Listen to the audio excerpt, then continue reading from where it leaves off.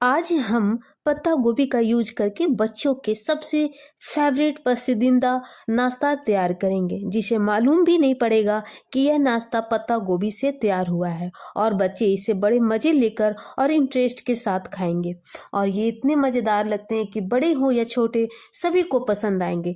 Hello friends, नमस्कार, नमस्ते। मैं रिंकी मदर किचन रेसिपी में आपका स्वागत है। तो चलते हैं इस रेसिपी को बनाने के लिए। तो मैंने सबसे पहले फ्रेश कैबेज लिया। ये लगभग 600 ग्राम की थी, तो मैंने इसको आधा कट करके 300 ग्राम का यूज कर रही हूँ। ये 300 ग्राम है, मैं इसका यूज कर रही हूँ। और जो ये मोटी वाली जो डंठल है, मैं इसको साइड करके काट के साइड कर देती हूँ। और फिर मैं इसको 2 टुकड़े करूँगी, 2 टुकड़े कर लेनी है। और ये ध्यान देना है कि इसमें कीड़े हैं कि नहीं, तो इसको चेक करनी है, अच्छी तरीके से चेक कर लेनी है। ये देखो, मैं 2 टुकड़ों में इसको कर लिया, आप देख पा रहे हैं। तो इस तरह से चेक करना है कि इसमें कीड़े या बड़े बड़े कीड़े हैं तो उसको निकाल देने बिल्कुल। तो ये मेरी बिल्कुल फ्रेश कैबेज थी, तो इसमें बिल्कुल कीड़े नहीं, बिल्कुल अच्छी है, फ्रेश है। अब मैं चलती हूँ इसको बॉईल करने के लिए। तो मैं कढ़ाई में करीब आधा कढ़ाई में इसमें पानी डालूंगी, ताकि जो कैबेज है वो डीप हो जाए। और इसमें आधा चम्मच में हल्दी पाउडर और आधा चम्मच नमक डाल करके इसको अच्छी तरीके से मिक्स कर लूँगी और गैस को ऑन कर दूँगी। ये जब तक ये बॉयल हो जाए तब तक कि इसको हम गैस को तेज करेंगे। और जैसे ये बॉयल हो जाएगा उसके बाद हम गैस का फ्लेम कम कर देंगे। और जो कैबेज जो काट के रखा था, आप देख पा रहे हैं, इस तरह से कैबेज को हम इस तरह से रख देंगे। दोनों कैबेज को हम इस तरह से रख देंगे, आप देख पा रहे हैं। तो इस तरह से उसके बाद जो गर्म पानी है इसके ऊपर डाल देनी है, ताकि देखो कितने अच्छे कलर आ गए हैं। तो इस तरह से इसको 5 मिनट के लगभग हम इसको पकाएंगे। और फिर इसको उलट पुलट करके करीब 10 मिनट तक इसे हम पकाएंगे। बच्चे तो ऐसे खाना पसंद नहीं करते हैं सब्जियां, तो अगर आप इस तरह से बनाएंगे तो बच्चे इंटरेस्ट के साथ खाएंगे। लंच बॉक्स में भी आप उसको बना उन लोगों को बना करके दो तो बहुत ही चाव के साथ खाएंगे। और टिफ़िन जो है वो वापस नहीं आएगी, बिल्कुल फिनिश करके लाएंगे बच्चे। तो इस तरह से मैं 10 मिनट तक इसको अच्छी तरीके से पका लूँगी उलट पुलट करके। और फिर मैं गैस का फ्लेम बंद कर दूँगी। ये बिल्कुल 60 से 70% तक इसे पकाना है।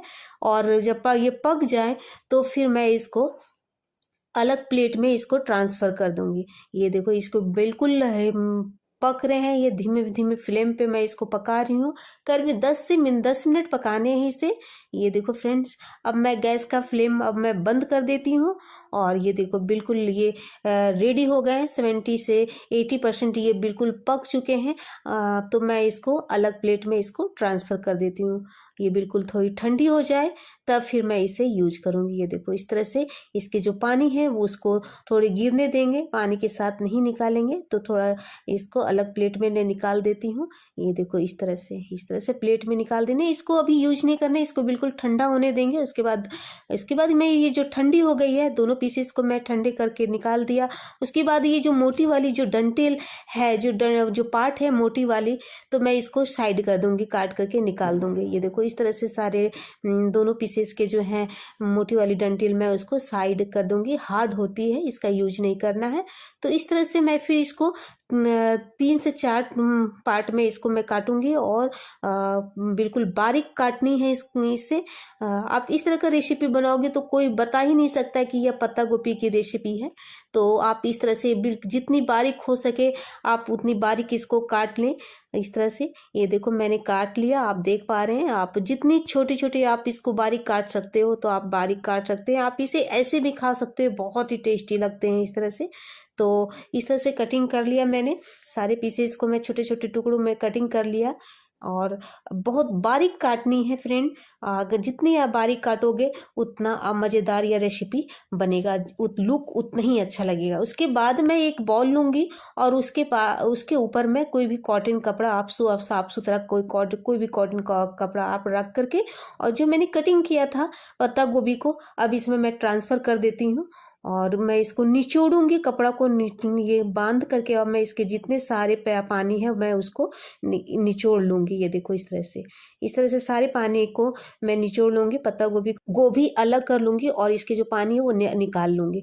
तो ये बिल्कुल मैं निकाल करके कंप्लीट किया है, और आधा कप मेरे पानी निकले हैं कैबेज से, तो मैं दोनों को साइड कर देती हूँ और ये पानी मैं यूज करूंगी बाद में।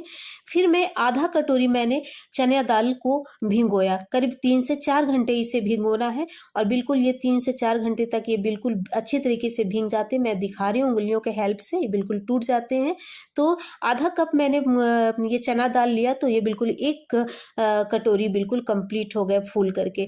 तो इस तरह से मैं इसको 2 से 3 पानी करके धो करके इसको मैं फिर अब जार में डालूंगी, पानी को निकाल दूंगी और साफ सुथरा जो है वो मैं डाल दूंगी इसमें। और आधा चम्मच मैं इसमें नमक डालूंगी, आधा चम्मच जीरा डालूंगी, बहुत ही अच्छी फ्लेवर आती है इसकी। फिर आधा चम्मच मैं इसमें धनिया का खड़ा बारीक जो धनिया होता है वो मैं डालूंगी। फिर 1 इंच के लगभग मैं इसमें अदरक डालूंगी। तो आप अदरक नहीं खाना चाहते हैं तो आप इसको स्किप भी कर सकते हैं। फिर जो पत्ता गोभी को निचोड़ा था वो पानी मैं इसमें डाल दूंगी ताकि अच्छे से ग्राइंड हो सके, और ढक्कन लगा करके इसको बारीक पीस लेनी है। ये देखो मेरे बिल्कुल कंप्लीट हो गया, आप देख पा रहे हैं। मैं आपको अच्छी तरीके से दिखाती हूँ कि किस तरह से इसका जो पेस्ट है वो किस तरह से बनानी है, बिल्कुल बारीक होनी चाहिए। आप देख पा रहे हैं, ये देखो मैं हाथों के हेल्प से, मैं उंगली के हेल्प से मैं आपको दिखाती हूँ।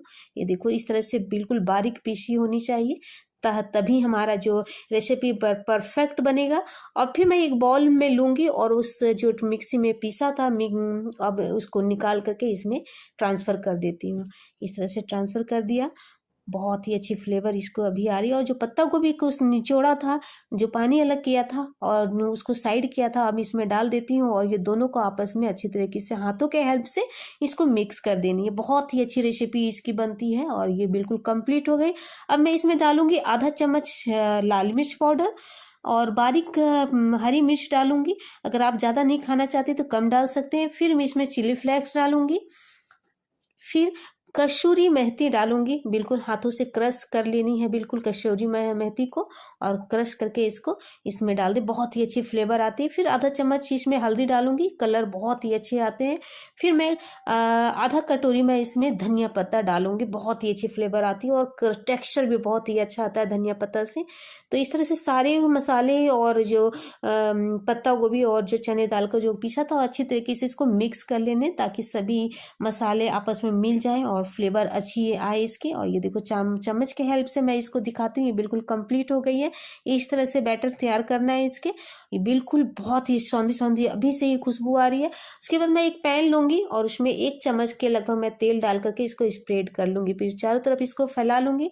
और फिर मैं आपको दिखा रही हूँ, एक ब्रेड लेनी है, इसके कोने नहीं काटने हैं, इसको बिल्कुल दोनों को साथ में इसके जो कॉर्नर है उसे नहीं काटनी है। और जो बैटर बनाया था अब इसमें इसको फैला देने चारों तरफ से। बहुत ही अच्छी रेसिपी बनती है इस तरह से, तो आप बनाओगे तो बच्चे बहुत इंटरेस्ट के साथ खाएंगे।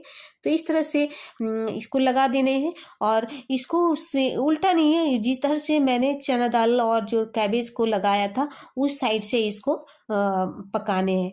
इस तरह से अच्छी तरीके से फैला लेने हैं ताकि हमारा बैटर अच्छी तरीके से फैल जाए, और उसी साइड से चने की साइड से मैं इसको पकाऊंगी। अब ये धीरे धीरे पकेंगे। तो फ्रेंड्स, यहाँ आपको याद दिला देती हूँ कि आपको मेरी यह रेसिपी अच्छी लग रही है तो कमेंट बॉक्स पर लिखकर हमें ज़रूर बताएं। यदि आपको अच्छी लगती है तो लाइक करें। यदि आप फेसबुक पर देख रहे हैं तो हमारे पेज को फॉलो कर सकते हैं। यदि यूट्यूब पर देख रहे हैं तो हमारे चैनल को सब्सक्राइब करें। इसी के साथ बेल आइकन को ज़रूर दबाएं ताकि हम आपके फ़ोन पे घंटी बजे जब हमारी कोई नई रेसिपी की वीडियो आए। तो फ्रेंड्स, इस तरह से चारों तरफ से इसको हम सेक लेनी है, और सेक करके इसको ये बिल्कुल रेडी हो गई, क्रिस्पी बन गई है, बहुत ही सुपर, बहुत ही अच्छी लग रही है, बच्चे बहुत इंटरेस्ट के साथ खाएंगे आप। तो इस तरह से पलट करके चारों तरफ से अच्छी तरीके से सेकने हैं, क्रिस्पी बन जाए। उसके बाद मैं इसको अलग प्लेट में इसको ट्रांसफ़र कर देती हूँ। ये देखो इस तरह से अलग प्लेट में मैं निकाल देती हूँ। और फिर मैं एक और बताती हूँ, एक और तरह की रेसिपी मैं बताती हूँ सेम। अगर आप प्याज लहसुन नहीं खाना चाहते हैं तो आप प्याज की इस तरह से आप बना सकते हैं। आप वीडियो के अंत तक बने रहें ताकि आपको मैं सारे दिखा सकती हूँ। तो इस तरह से जो प्याज के जो लच्छे हैं, इस तरह से आप अगर प्याज खाना पसंद करते हैं तो आप प्याज के लच्छे इस तरह से डाल के भी इस तरह कर भी आप रेसिपी तैयार कर सकते हैं। तो इस तरह से ये देखो मैं दिखा रही हूँ, आप देख पा रहे हैं। और कलछी के हेल्प से इसको थोड़ी सी प्रेस कर देने, दबा देने ताकि नहीं निकल पाए ये प्याज के लच्छे। तो इस तरह से इसको हम पलट करके इसको भी अच्छी तरीके से हम सेक लेंगे। ये देखो ये बिल्कुल इसको भी गोल्डन ब्राउन तक इसको भूनना फ्राई ये सेकना है फ्रेंड्स, सॉरी। और इसको दोनों साइड से सेक लेना है। ये देखो बहुत ही अच्छी खुशबू आ रही है इससे। और प्याज के जो लच्छे डाले हैं इसका टेक्सचर देखो कितने प्यारे लग रहे हैं। तो आप इस तरह का बैटर तैयार करके और रात में रखो और सुबह जब बच्चे स्कूल जाते हैं तो आप इस तरह का तुरंत आप रेडी कर सकते हैं। तो इस तरह से मैं दोनों पीसेस को जो मैंने रेसिपी जो बनाया था, एक बिना प्याज का और एक प्याज का, तो मैं दोनों को आपको दिखा रही हूँ कितने प्यारे लग रहे हैं, बिल्कुल बहुत ही अच्छे लग रहे हैं। तो इसको मैं साइड कर देती हूँ फ्रेंड्स। एक और मेथड मैं बताती हूँ, बहुत ही अच्छी लगेगी, बहुत ही अच्छी अच्छी खुशबू और टेस्टी लगेगी इस तरह का रेसिपी। तो मेरी जो बैटर है वो बच गई।